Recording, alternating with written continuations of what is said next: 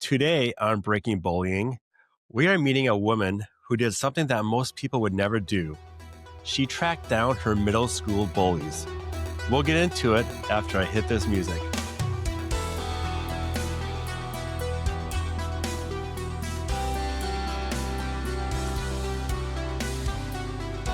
Joining me this week is licensed clinical social worker and writer Simone Ellin. Simone, thank you so much for coming on today. Thanks for having me, Tim. So, before we get into this topic of why you tracked down your bullies, tell me what happened in middle school? What were they doing to you? So it actually probably won't sound that traumatic, but it was for me. I had made this new group of friends and they were like the kind of the cool girls at school, one of two cool girl groups. And I was so happy and I loved my new friends and I loved being part of the group. And one day I got to the lunchroom to our lunch table where we sat. This was seventh grade. I sat down, I got there late, they were all already there talking, and, I started to contribute to the conversation, but I realized after, I don't know, a minute or so that nobody was responding to anything I was saying. They were just completely ignoring me, and I kind of looked around trying to figure out what was going on, and I realized that they were not responding to me and acting like I just wasn't even there, and then they all got up and left me sitting at the table. And I was absolutely heartbroken. And I tried unsuccessfully for at least a few weeks to talk to them and figure out what was going on, call the one who was my best friend in the group, and nobody spoke to me.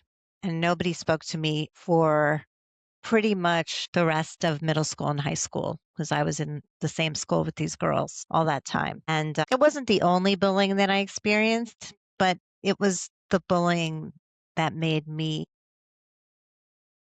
the most traumatized, I would say. I just never really got over it. And the whole experience just made me feel like I was not as good as other people and really uncool and unworthy and comparing myself to others all the time.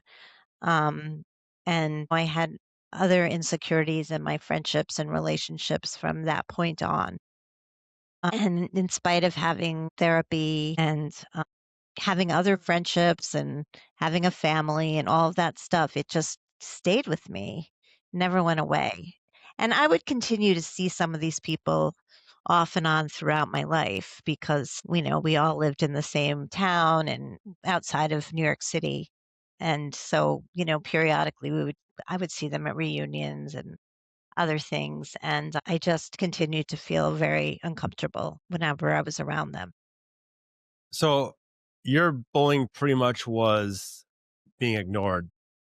Yeah, Kind relational of, bullying, right? yeah, Excluded, which a lot of people excluded. don't really view. I mean, a lot of people probably won't see it as bullying, but Yes. until you're the one that's being excluded, it's Yeah. kind of like being that kid.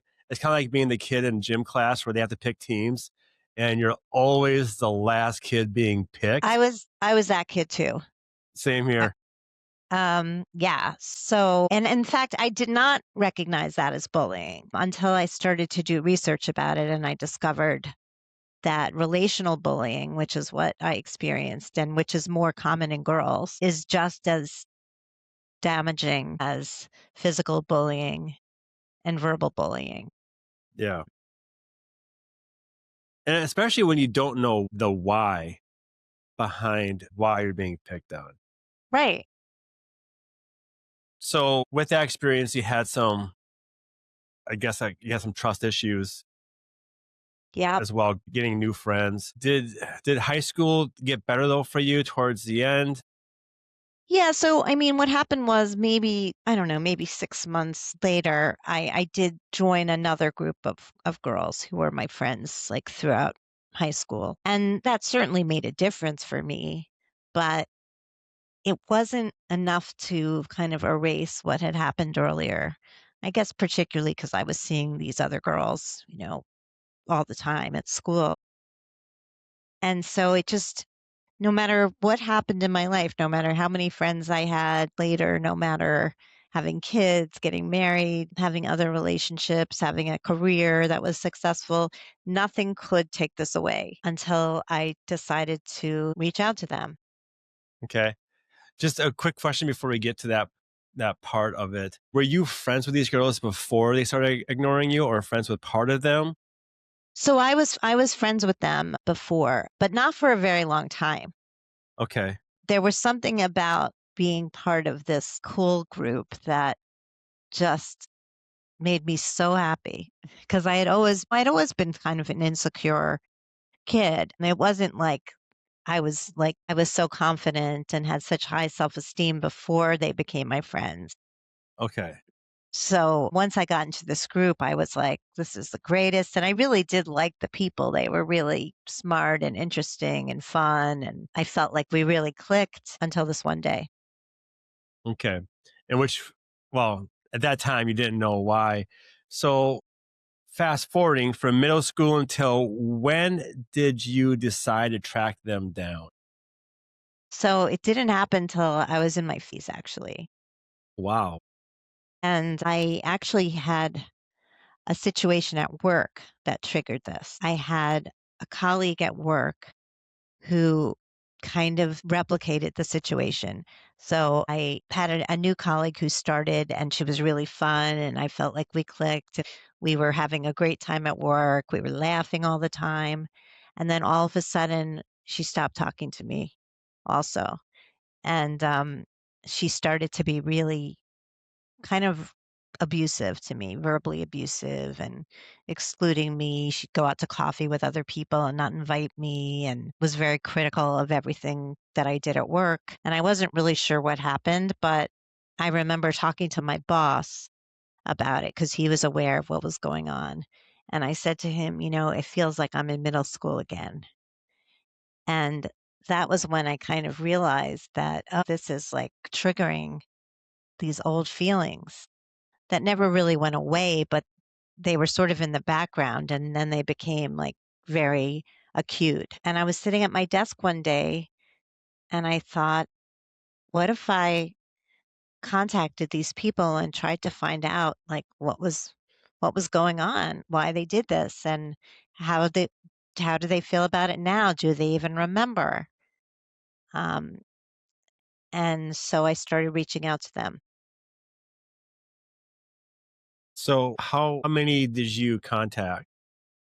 So I actually broadened the whole project so that it wasn't only those girls that I spoke to, but I ended up speaking to about 45 women in my class. And Wow. there were girls who were my friends, there were girls who were acquaintances, there were girls from like the hippie crowd and the jock crowd and the cheerleaders and the brains, like all different, how you have all those cliques in middle school and high school. So I spoke to 45 women, including the like 6 or 7 girls that were at the lunchroom that day. Okay. Um, and I heard all about their perspectives of what the social scene was like for them. Um, and I learned a tremendous amount from that. Out of 45, how many responded back to you? That was how many responded back to me. The the actual class was bigger than that. I think boys and girls was like 175. Okay. So if you say like half of those were women, it was a decent percentage, but not everybody was willing to talk. Okay. But you had 45 though, women. That did speak to me, yes. Okay. What what were some of the responses of why you were being ignored? So the first person that I spoke to was the person who was my best friend in that group. And she was actually someone I had seen over the years and actually was a colleague of mine for a while even. And we had actually even gotten together a couple of times as adults. And it was always the same dynamic when we were together. We would laugh, we would have a great time. And then she would kind of not want to do it again. Like it was a very strange dynamic. But anyway, I think she was very honest though. She told me that she could sense my insecurity and my anxiety. And she said, you know, when you're a 12-year-old girl, you don't want to be anywhere near that. It's like contagious and it rubs off on you. And she was very interested in social status.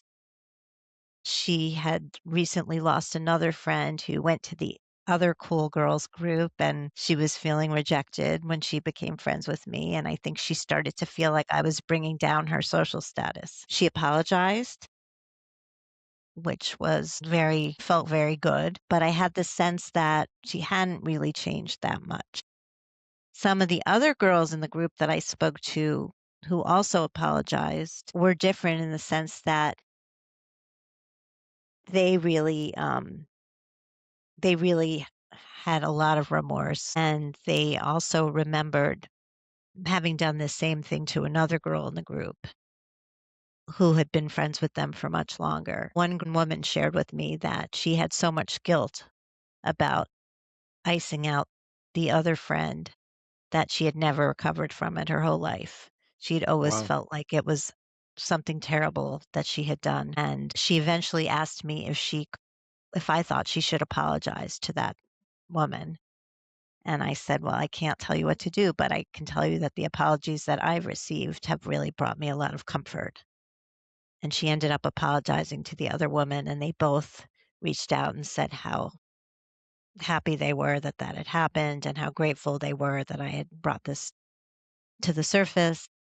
So that was one thing that happened. Other people just talked about the general meanness that they experienced, even though they were still part of the group. They just felt like everybody around them was so mean and there was so much bullying going on, and they just didn't know how to handle it. They just had no apparatus to intervene or to say no.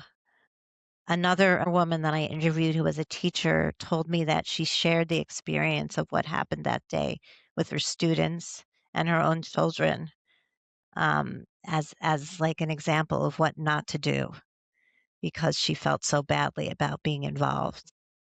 Yeah. So Did you get any responses like why you bring this back up now?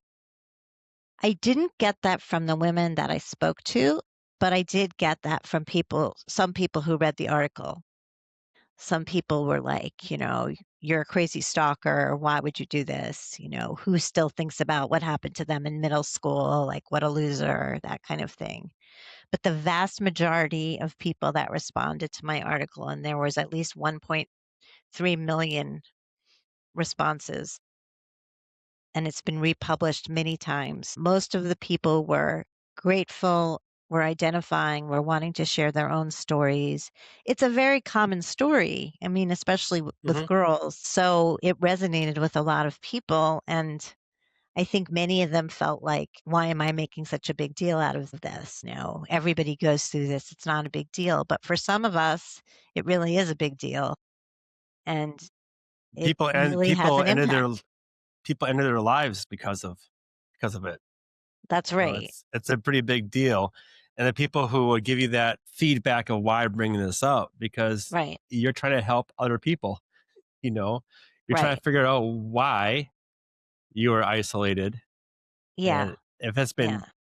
obviously affected you this much that it triggered you in your 50s from when it happened again, going back to that coworker that made this all kind of come to light, did you ever confront her? No, I didn't. Well, I mean, that's not true. No, I mean, I did. I did try to talk to her about it. Okay. I was like, "Why, what happened? Why are you treating me this way? I feel like we should be friends. We have so much in common. What's going on?" And her response was something like, "We're not friends. We're colleagues." And she had no interest in really discussing why her feelings toward me had changed so dramatically. It's probably nothing that you did. It's probably something that's going on in her life. I I mean, think so. Yeah. it's that's usually when people like when I encounter those people, it's something that I've done. It's they have bigger problems in their life than I got, so it's like, it is what it is, Right, Um, it is. if they wanna be left alone, let them be. Don't force anything. Yeah. I had to sit next to her at work, and I considered changing my seat. Eventually, she quit, which was really a blessing. Going back to being sounded like you got one good reason why you're ignored, and going back to that was because you're insecure. And I think you said this earlier, that was true, though. You were kind of insecure in middle Yeah, that school? was true. I think she was picking up on something that was really there. I also had this view that I should be able to tell my friends anything, and Correct, you should. I could even tell them, "Oh, I'm feeling insecure." I thought, like, my mother was a therapist. I grew up in a household where everybody was talking about their feelings all the time. So I would share my feelings really openly with my friends, and I think that that's not such a wise thing to do when you're 12 years old. Like, it backfired. Well, if it's I mean, at that time, you didn't know, but if they're your true friends, obviously that person cared more about social status than a friendship. Yes, yes. So that's unfair, but that's on her, not you. And like you said, it sounded like she didn't really change anyway. So, I mean, I can't imagine what her life is like today. Always chasing that social status. It's got to be exhausting. I don't know. But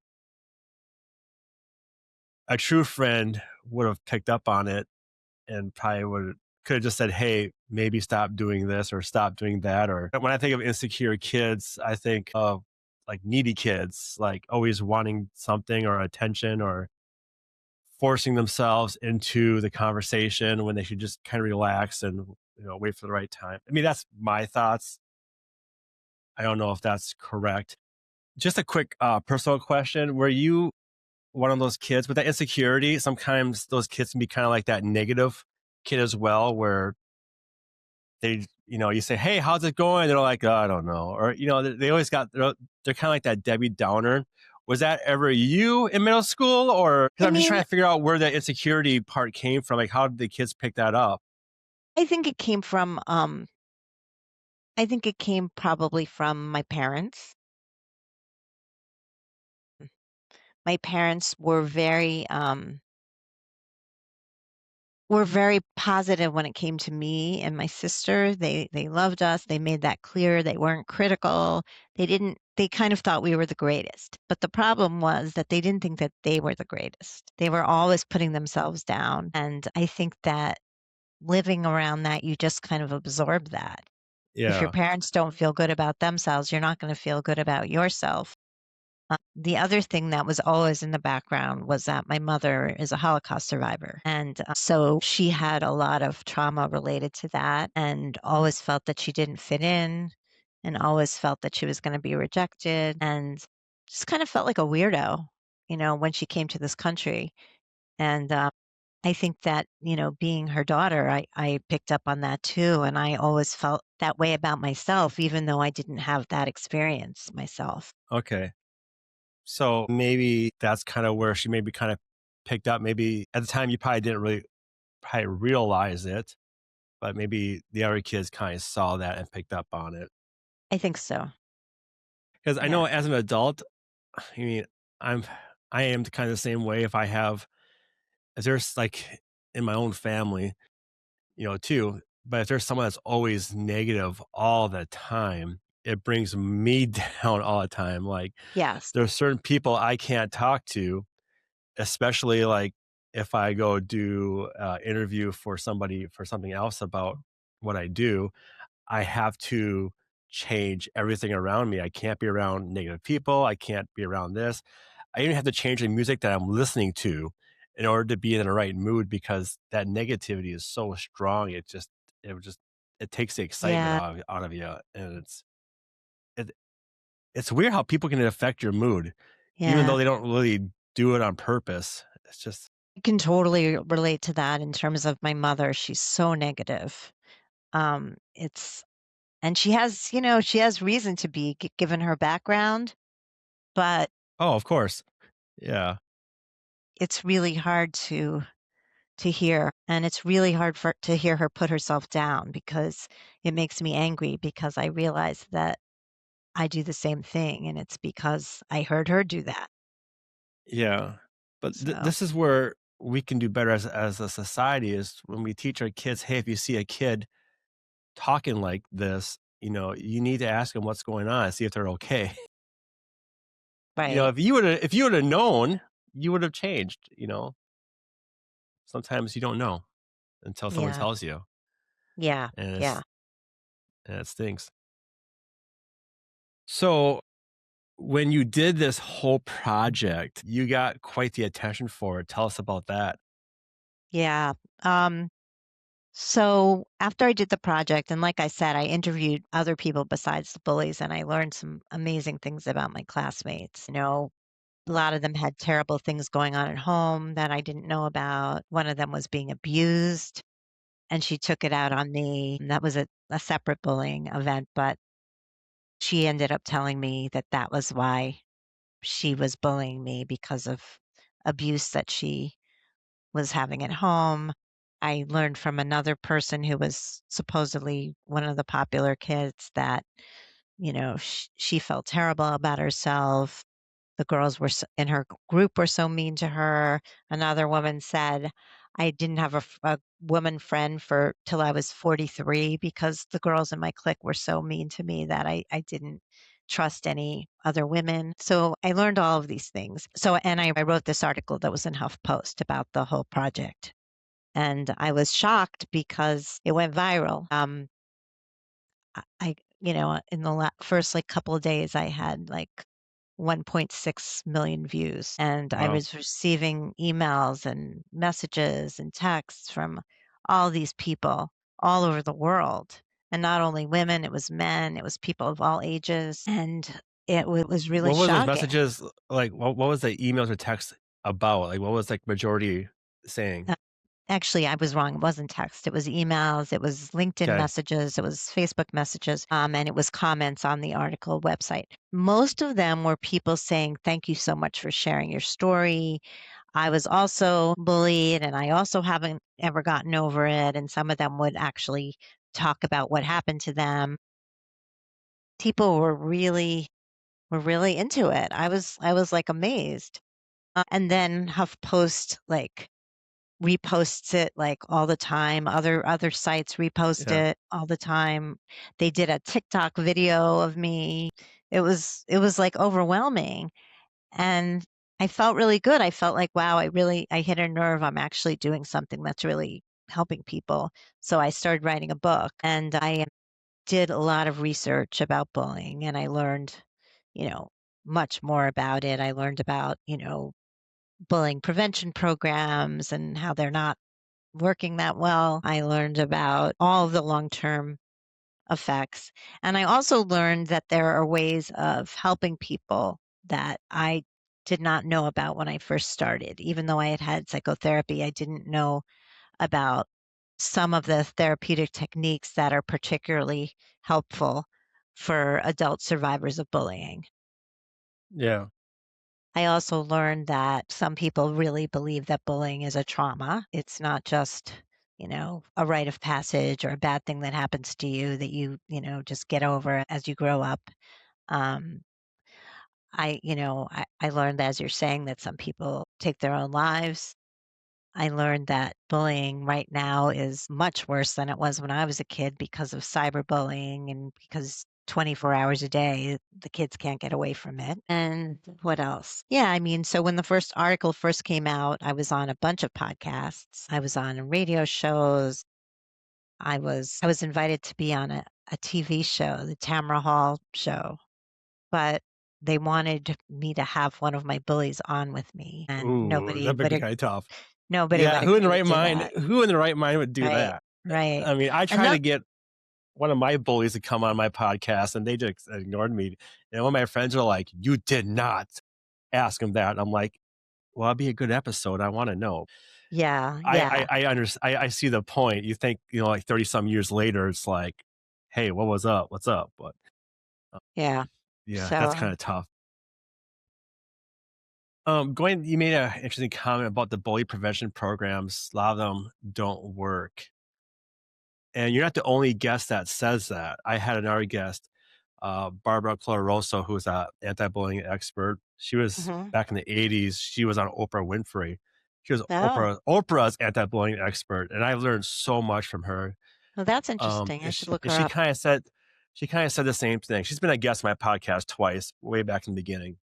But what are your takes on the bully prevention programs? Why some of them might not be effective? Yeah. So, I mean, I did a lot of research on the Always program. The one that Dan schools use, yeah. Always, yeah. Um, and it seemed to be a lot more helpful to people in other countries. Um, in the US, it's the statistics are something like it generally reduces bullying to about 18%, by about 18%, excuse me. And, that's good, but it's not good enough by any means. Yeah. And then there are also social emotional learning programs. Yeah. And those usually contain segments on bullying prevention. And again, the statistics are okay, they're not great. And then there are a lot of bullying programs that talk about the importance of bystanders and that bystanders, when someone stands up and says no to So bullying, the yeah, upstanders, yeah. excuse me, yeah, it makes a big difference. But the problem is that hardly any kids are willing to do that because it's so risky. They risk having the bullies turn on them and their own social standing can be affected negatively. And they're just afraid. Yeah, and I think a lot of it, like with the school, like with the oldest stuff. So when I ran for school board over a year ago, I learned a lot about those programs. And on paper, it should work, but the problem is that the schools weren't going to force it anyways. So it can't work if the schools don't want to force Yeah, something. that's So the other it's thing. like, well, we have it, but we're not really using it. It's kind of like having a gym membership. If you go every Then you day, don't you'll get in go. better shape. Right. Yeah, big deal that you have the gym membership, but if you don't go, nothing's going to change. That is true. And also, I guess I found out that everybody in the school community, like everybody from like the custodian to the principal, have to be completely on board with it for it to work. And like you're saying, that's not And the usually the problem is, case. and with these days, the teachers got their own problems. Yes. Everyone's got their own problems, and it seems like they just can't help. And really, when a kid gets bullied, all they want is someone to listen to just once. But to get even the school to listen to kids these days is, I had one parent tell me, because I run a martial arts school, it's like, why should I have to fill out paperwork for a school to care? Which is like, oh, damn. Yeah. Why do you Yeah. have to fill out paperwork for a school to care about your kid being bullied? That does not make any sense Yeah. at Yeah. all. So, speaking of bully prevention programs, a shameless plug, I started my own nonprofit for bully prevention. It's called Karate Chop Bullying, which was the original name of this podcast until we changed the name to Breaking Bullying. Long story there. But my program is built off of the experiences I learned from this podcast and my own experiences and what I wanted as a kid. And what we focus on is the three pillars. So I have three pillars. I have movement, mindset, mentorship. So I teach all three of those in my program. It's all hands-on learning.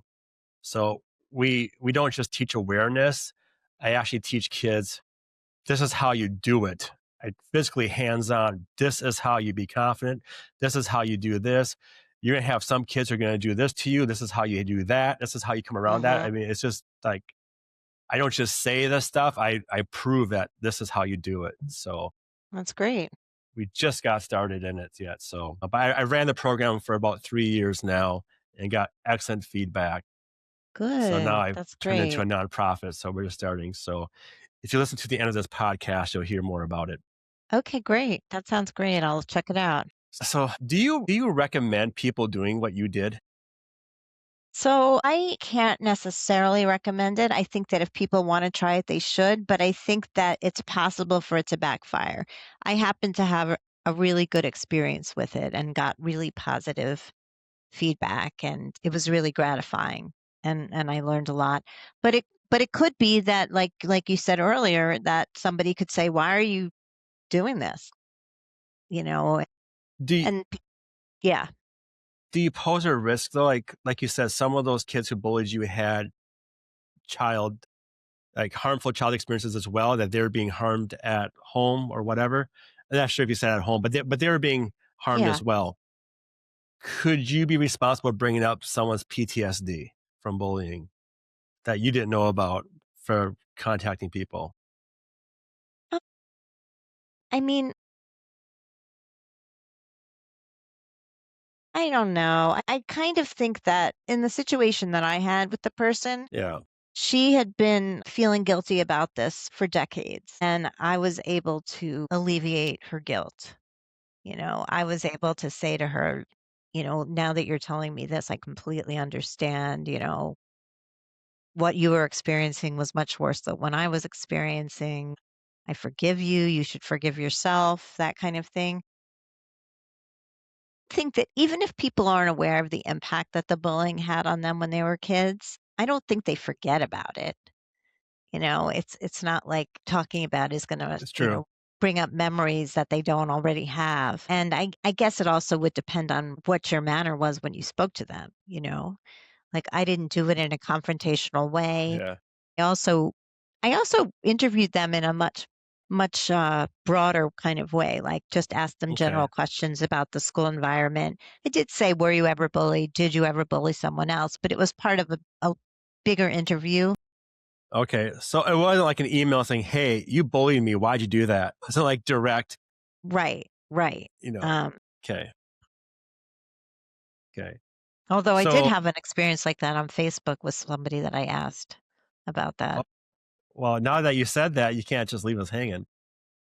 So the other bullying that I experienced when I was in middle school and high school was from these three boys who lived across the street from me, and they had a lot of friends that would congregate at our house, and they would constantly bullying me and my friends and my family. They would, for some reason, they would make gorilla noises at us when we Okay, that's came weird. out of our houses. I think it was because my maiden name was Grill, and Okay. so they would say like gorilla, gorilla or something, and they would like be like, it was really horrible for like a young Okay. girl to have all these boys doing that to them. And they would also make anti-Semitic remarks, and they they didn't actually do anything physically, but they were scary. They were threatening. So one day years ago when I was on Facebook, I saw that one of them was part of like a high school Facebook group, and I spoke to one of my friends and I said, "I don't think I could be a member of any group that would have him as a member," or something like that. And my friend said, "Oh, don't you Yeah. think?" My friend was like, "This was 30 years ago. Like, don't you think he may have changed?" And so I sent the guy a Facebook message and I said, "Hey, why did you bully me and my friends? You did this, you did that. What was going on? It really was very scarring to me." And he wrote back like 10 minutes later and he apologized profusely, and he said that he was a jerk, and he can't speak for anyone else, but he regrets it, and he had to go and apologize to all these people when he graduated from high school, and he was going to apologize to me, but he was too embarrassed, and it made a big difference to me. It really Good. did. I experienced, so my last name is Flynn. And I still remember this when I was in kindergarten, we had neighbors too that would yell like, "Hey, Flintstone!" Like I was like, "What?" I mean, today I think it's kind of funny and it's clever. That's how old I am. I mean, there's a cartoon back in the day called the Flintstones, Yes, I'm aware of and this that. was like a grown man yelling this at me. And it was meant towards my parents because it's like they don't think they had any kids. I was like, Wow. yeah, I got teased by my neighbor for my last It's name. amazing what people can like, how people can make fun of your name. I mean, Flynn doesn't seem to me to be a particularly, a name that would really bring on bullying. It seems like such I an always innocuous kind of name. No, yeah, it was Flintstones, but when I got older, it was like, "Oh, you have like a TV name. You have like a news person's name, Tim Flynn." I'm like, I guess I don't know, but I didn't. That's not to me. It wasn't being made fun of. Right. Just remembered like they're getting called Flintstone. It's like, okay, I like the Flintstones. It's a cartoon in Yep. the '80s, but whatever. So, what advice do you have for people that is holding on to this trauma? And now I know this is not legal advice, but and you said it's up to you. But what advice would you have for somebody who wants to reach out to a bully? What's the right way to do it if they want to Well, do it? yeah, if they wanna do it. I mean, I think that there are other ways to deal with bullying trauma that I now know about that I didn't know when I first started this, like different therapies, like trauma-focused cognitive behavioral therapy and EMDR and internal family systems. There are a lot of different techniques that are really good for this particular issue that I wasn't aware of. But if somebody does want to interview their bullies. I actually, in the book that I finished, which I'm still trying to get published, I actually put my interview in there as one of the appendixes so people can actually see what it is. And if people reach out to me, I will share it too. It's just sort of general questions about, what your life is like now, what you remember from school in terms of the hierarchy, the kids in the school, whether you experienced bullying yourself, whether you bullied others, So yeah, it's kind of like you're just saying, "Hey, Joe, it's been 30 years. I just was thinking about you the other day. What was school like for you?" Just kind of catch you. Or like, how's life been? How has life been the past 30 years? 30 years. It's kind of like you're just trying to just catch up. You thought about them. You thought you'd reach out to them. right. So What do you reality, remember? yeah, you're not calling them out like, "Hey, Joe, you were my bully in school. Why?" You didn't do that. You're just Yeah, right. In fact, the woman who ended up telling me about her being abused at home, her first response when I asked her if I could interview her was, "I don't think I can be interviewed because I wasn't very nice to you." And I wrote back and I said, "Actually, this isn't about that. I'm interviewing all of the women that we went to school with. I'm just interested in hearing about their experiences growing up." So, I eventually she that took down her anxiety about talking to me, and she called me just out of the blue. My phone rang and it was her. So for people who want to try this experiment, I would recommend that they do it in a really general and not provocative kind of way. Like, just tell someone that you're thinking about your life, you're doing some work on yourself and learning, you know, learning more about your childhood and your relationships and that kind of thing. And you're interviewing people about their experiences. And what do they remember about the social scene at your school? Some people who bullied you might not remember, and that's just how it is. Most people that I spoke to did remember, but not everybody did. And you kind of have to just go with that. And then it's kind of up to you whether you want to share with them what happened to you, how they were involved. and how did this experience help you out mentally? It helped me tremendously. I mean, it helped me because most of the people that bullied me apologized, and that meant a lot to me. I felt like it was sincere, and it taught me that you really can never know what's going on in someone else's life. You know that intellectually, but hearing these women tell you in their own words what was going on for them that made them behave the way they did just meant a tremendous amount. And I think that it was healing for me and it was healing for them too in some cases. Not everybody is self reflective, and when they're asked to self reflect, they're sometimes surprised at what they find. And I felt like some of the people that I spoke to were really grateful to be asked to do that. They had like a greater appreciation for their own experiences and in some cases their own traumas that they needed to look at. Awesome. Yeah. Well, I'm glad that was a positive experience. And if anybody out there plans on doing that. I hope they have a good positive experience as well. I would still like a bully from my school to come on my podcast. So maybe that's something I'll work on, but it's not on the top of my radar right now. I kind of moved Right. on from that. But Simone, if people want to get a hold of you, follow you, where can they do that? Yeah, yeah. So I'm on Substack, I'm on Facebook, I'm on LinkedIn. I'm not too active on X or Instagram at this point, but they can also reach out to me through my website, simoneellin.com, and like I said, through my Substack. Yep. And I will put your website address on the in the description. If you're watching this on YouTube, you saw it go across your screen. So people can find you that way as well. Simone, do you have any final thoughts or last words before we wrap this up? Just to let people know that I'm also, a psychotherapist in private practice. So if anyone is looking for help with previous bullying experiences, they could reach out to me. I'm also starting some groups for adult survivors of childhood bullying.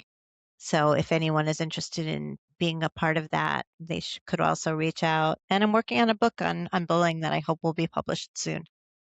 Awesome. Great. Simone, I want to thank you again for reaching out and coming on my podcast. I hope you have a great day. Thanks. It's been a pleasure. Thanks, Tim.